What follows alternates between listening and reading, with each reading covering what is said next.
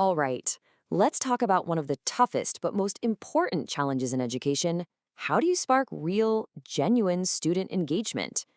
Today, we're going to build your personal enthusiasm toolkit, and it's packed with proven strategies to bring any lesson to life. You know the look, right? The blank stares, the clock watching, that general vibe of, are we done yet? The big question for every single teacher is, how do you break through that wall? How do you turn a room of passive listeners into a community of active, inspired learners? And that right there, that's the goal. We're not just talking about kids being quiet and compliant. We're talking about a classroom that's buzzing with energy, where students are genuinely captivated and inspired by what they're learning. That's the gold standard. So here's our game plan. First, we'll look at the engagement challenge itself. Then, we'll open up the enthusiasm toolkit. We'll explore how to make your content matter and how to deliver it with energy. And finally, we'll chart a course for becoming a true master of engagement. So where does a transformation like this even begin? Well, the research is crystal clear on this one. It starts with you, your own intensity, your own enthusiasm. That's not just a personality trait. It's your single most effective tool. It's your classroom superpower. And look, this isn't just some feel-good idea. It's backed by decades of research.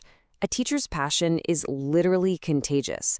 When you signal that what you're teaching is important and fascinating, your students' energy, their engagement, and even their achievement all go up. Your enthusiasm directly fuels their success. Okay, so be enthusiastic. Easier said than done, right? How do you actually show that enthusiasm in a real way? Well, that's where the toolkit comes in. We're about to open it up and explore 8 specific, concrete strategies you can start using, like, tomorrow. And here they are. We've got everything from making direct statements and telling personal stories to using humor and movie clips.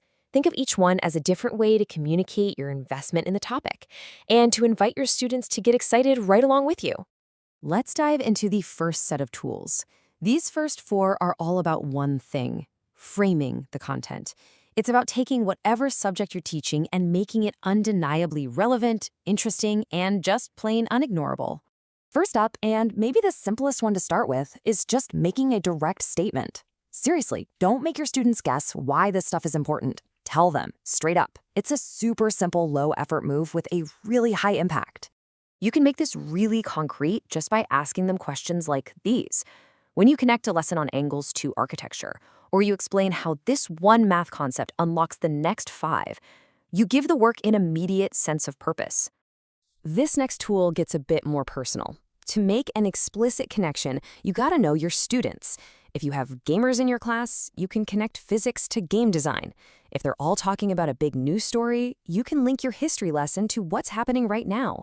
You're building a bridge from your content directly to their world. Tool number 3 is all about showing, not just telling.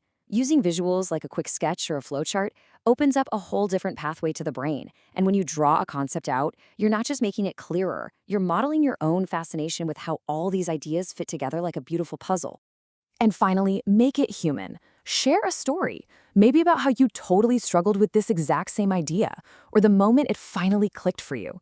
It makes the content feel way more accessible and shows them that learning is a real journey, complete with struggles and breakthroughs. Okay, so we've covered the what, making the content matter. Now let's shift gears to the how. These next 4 tools are all about your delivery. This is where the performance aspect of teaching really shines. This one is a powerful 1-2 punch. First, your verbal signals. Change up your volume, speed things up for excitement, pause for dramatic effect. Then there are the nonverbal signals. Make eye contact, smile, use big arm gestures, move around the classroom. All of these things are shouting one message: hey, this is important and exciting. Humor. It's such a fantastic tool. A funny example or a little self-deprecating joke can instantly lower the stress in a room. But it also does something deeper. It creates a space where it's safe to take intellectual risks. It signals that it's okay to play with ideas, but you have to use it the right way. So here's a quick mental checklist. Before you tell that joke, ask yourself, is it appropriate for this age group? Do they have the background knowledge to even get it? And most importantly, is it inclusive? The goal is to build community, not to make anyone feel left out. A well-placed quote can be an amazing way to frame a lesson. It's like bringing an expert or a historical giant into the room with you for a moment. It immediately adds weight to the topic and signals to your students why people have cared about this idea for a long, long time. And our final tool is using media. Showing a clip from the movie Oh Brother, Where Art Thou while you're studying Homer's Odyssey is brilliant. It offers a totally fresh perspective and helps students see that these ancient epic stories are still being told today, just in new ways. So you have all these tools, but how do you know if they're actually working? Well, the final step is moving from just using the tools to truly mastering your craft. And that comes down to watching your students and monitoring your impact. Success is something you can actually see and hear. It's when you try one of these strategies and you can physically see their attention snap into focus. It's when they say something, even offhand, like, "Wow, you really like this stuff, don't you?" That's the feedback you're looking for. And I love this scale for self-assessment. Think of it as a roadmap for your growth. When you're beginning, you're just trying things out. And yeah, it might feel a little clumsy. That is perfectly okay. The goal is to get to applying, where you're not just using the tools, but you're also watching your students to see what works. And innovating, that's when it's all second nature, adapting these strategies on the fly for exactly who's in front of you. So as we wrap things up, you now have an entire toolkit at your disposal, 8 powerful strategies to spark engagement. So the only question left is, which one are you going to use first?